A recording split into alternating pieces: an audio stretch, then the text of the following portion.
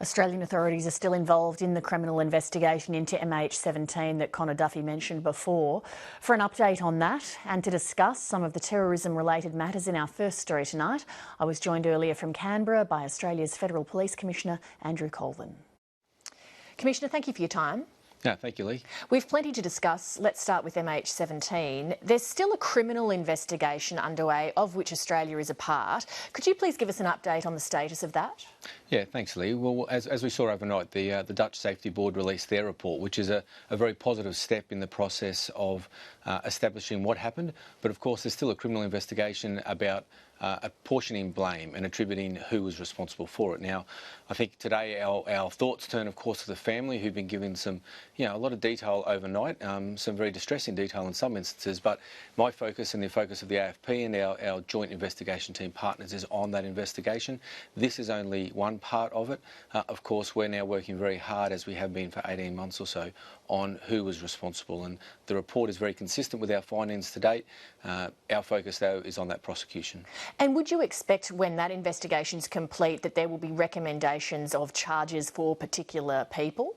Yeah, absolutely, and that's the aim, and that's our steadfast commitment here. Is we want people to be held accountable for what is an atrocious act, and we want justice for the families and the victims of that. If we can turn to terrorism, we had a story earlier revealing that in March this year, police applied for an interim control order naming 18 people, one of whom was just 12 years old. A number of the group had been raided during Operation Appleby last November, and a number of them were also detained just after this recent Parramatta shooting. Given how much police attention has been on that group, is it reasonable for the public to make the safe assumption that none of them is currently in a position to either commit an act of terror or commission one? Well, that's our absolute priority and focus. I mean, at the end of the day, community safety is paramount to us. I think what we've seen over the last 12 months since those raids in September last year and again more recently is the challenge that we have of trying to stay on top of some of these groups. They morph into different sized groups, and it's very difficult for us, and we've said all along that our priority will be on early intervention. If we have to keep acting, then we will keep acting, but the community should be confident that their law enforcement and security agency partners are working very hard on this. It's a very challenging problem. I guess what I'm getting at is, given the amount of scrutiny this group of people's been under, I noted those 3 occasions, they're not going to slip through the net, are they? Well, we certainly hope not, and that's our absolute resolve, is to make sure they don't slip through the net. The public would likely be shocked that a 12-year-old would be on the police radar. We're shocked that a 12-year-old is on police radar for these type of matters, absolutely. Are you noticing any trend towards younger people becoming involved in these sort of radical plots? We have, and that's one of the things that's most concerning over this last 12 months as this threat has evolved, is it's become younger. And we saw the very tragic events in Parramatta a week and a half ago that involved a 15-year-old, and I think that's the most shocking part. Of course, the death of an innocent individual is terribly tragic, and the way and the circumstances is shocking to the community. It's shocking to police. The age of the people that we're concerned about is very concerning. The control order to which I referred a moment ago makes it clear that the group was discussing the sourcing of firearms. Yes. Is this the group that provided the gun that Farhad Jabbar used in the Parramatta shooting? So I don't want to comment here about exactly where the firearm has come from or where we believe the firearm has come from. Suffice to say, police have always been concerned about both legal and illegal firearms in the community. We always have grave concerns about serious and organised crime or terrorist groups trying to access those firearms, and that's a key line of inquiry for us. So we're working very hard on that. And so are there links then, do you believe, between organised crime and terrorism in Australia? We have to work on the assumption that there are. However, what we're working very hard is to close down those links and to restrict access to firearms or other weapons that might be able to be used. Just back on that group that was under the control order, 730's been told that a number of them have been visiting Wassim Fayyad, who's a prisoner in the high risk management unit at the Supermax prison in Goulburn. How is that allowed to happen? Well, I don't want to comment on specifics of who's visiting who, but I think we've seen before that people who are incarcerated obviously have rights, and they still have access to the outside world. And with the age of technology, it's not difficult for people to stay in communication.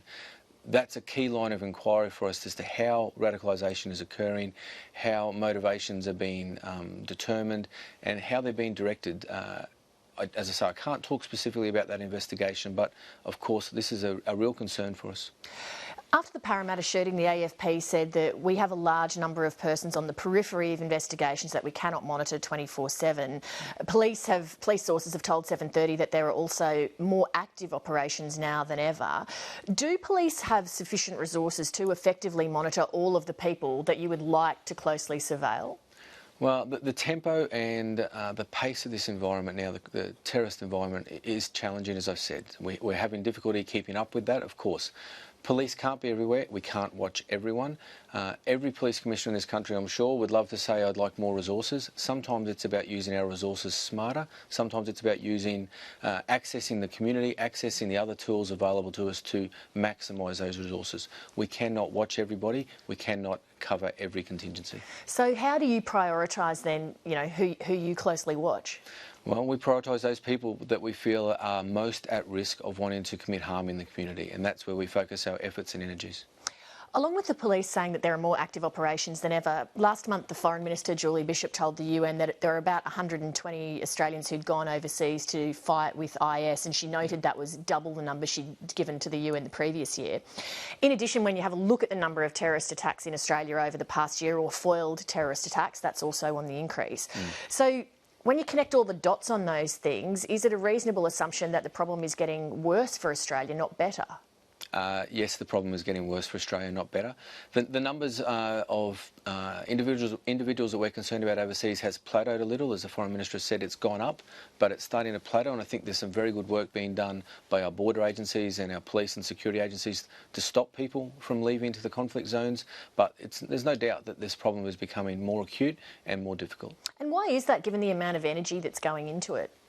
Well, that's a very good question, Lee, and I don't know that we have a very good answer to that. I mean, forums like tomorrow where we'll get together and discuss countering violent extremism, the forums that we're having with the community is to try and unpack that and understand why it is. Of course, the point that police are getting involved means that we've gone a fair way down a path where police need to intervene. A lot of the attention, a lot of the focus needs to be on what are our opportunities earlier in the process to intervene and to make sure that we're not marginalising members of the community, we're not giving them options or giving them no options, I should say, and giving them views that effectively end up radicalising or making decisions that probably ill-equipped to make. And that's what concerns me about some of the ages of these children. They're ill-equipped to make the types of decisions that they're making.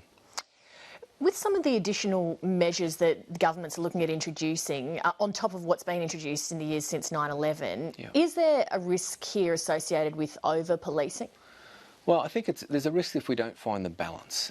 Obviously, police will always have an important role to play because ultimately we carry the responsibility of ensuring the safety of the community. But before police are involved, there's many things that we can do to intervene at earlier stages, and that may not involve police. We have to be careful not to over-police. We have to be careful to find the balance and make sure the community understand what we're doing and work with them because, as we keep saying, police cannot be everywhere. We cannot watch everyone. We are, in some ways, a point of last resort. When police become involved, it's a fairly significant event. There'd be Australians who'd maybe think, well, why do we stop these youths who want to go off and fight overseas with IS? Why don't you just let them leave the country because, otherwise they're here potentially brewing up trouble. Are we potentially creating a pressure cooker situation with the way we're handling that?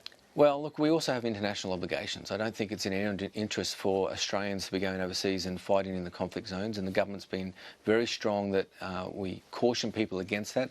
We don't want Australians going overseas and learning military tactics and learning how to make explosives and further radicalising and only bringing those experiences back to Australia. So that's a concern for me as well. The number of people in the community who have radical military training, who have developed views from the Middle East coming back into this country are of great concern. So again, it's a difficult challenge. We're stopping as many as we can because we don't want them to be further trained and further militarised.